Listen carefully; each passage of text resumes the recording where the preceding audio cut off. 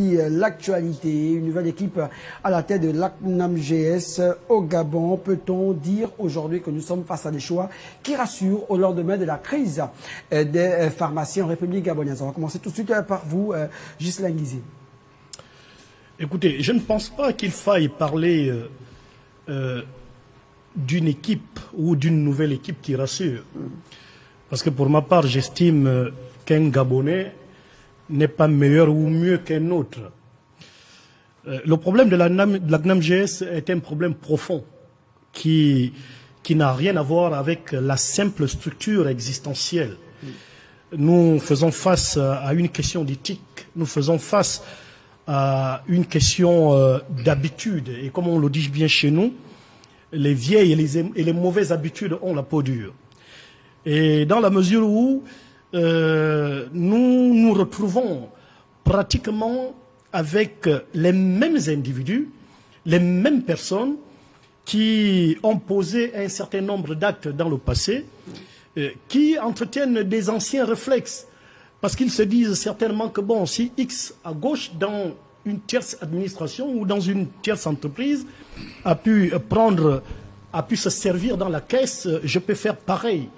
Et il n'a pas été mis en prison, ce n'est pas moi qu'on enverra en prison, et d'ailleurs c'est ce que nous observons. Parce que nous devons comprendre aujourd'hui que la question de la CNAM-GS, pour qu'elle soit résolue de façon véritable, il faut procéder par un audit. Là, je pense que nous sommes là en train de faire du saupoudrage. Ça ne sert à rien de remplacer des personnes à n'en plus finir. Comme nous l'observons bien à la SEG, on change les directeurs généraux chaque 3 mois. Et des coupures ne font qu'intervenir de façon régulière. Il faut traiter la question de la CNAM-GS en profondeur, dans la mesure où c'est quand même une question vitale, parce que ça concerne la santé. Et si nous n'avons pas des compatriotes en bonne santé, le pays ne peut pas se construire.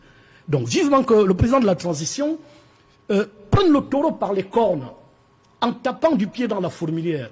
Et pour cela, il faut commencer par un audit profond et véritable de cette structure-là, pour découvrir ce qui ne va pas. Parce que je m'en vais vous dire que les problèmes de la CNAM-GS tirent leur source depuis l'avènement du tout-puissant Mboussou.